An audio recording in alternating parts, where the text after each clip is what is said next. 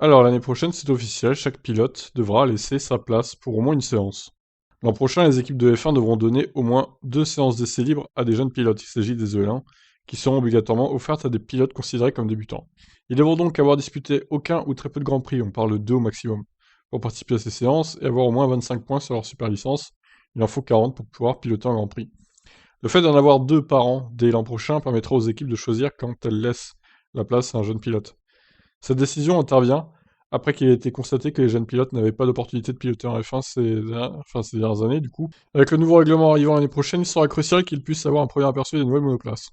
Et pour éviter que les équipes avantagent l'un ou l'autre de leurs pilotes, la FIA les obligera à écarter chacun de leurs pilotes lors des 2 séances que disputeront les jeunes pilotes. C'est-à-dire qu'Hamilton ou Verstappen devront forcément manquer une L1. Bah, je trouve que c'est bien, honnêtement.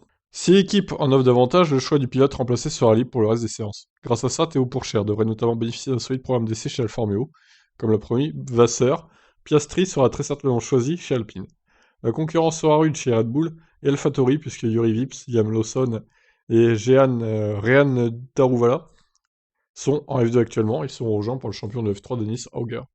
Bah, chez AlphaTauri, oui, ça va être dur, hein. Chez AlphaTauri et Red Bull, ils pourront choisir que 2 pilotes, en gros. Chez Mercedes, Nick De Vries pourrait bénéficier d'un tel programme. Chez Ferrari, on peut imaginer que Schwartzmann sera le bénéficiaire idéal de cette règle.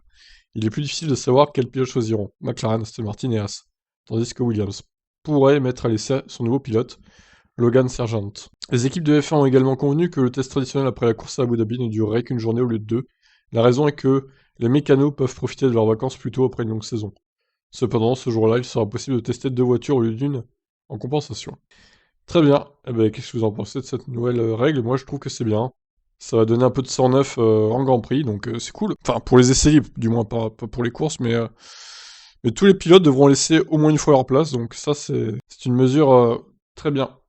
Ouais, je vous laisse réagir. Ciao.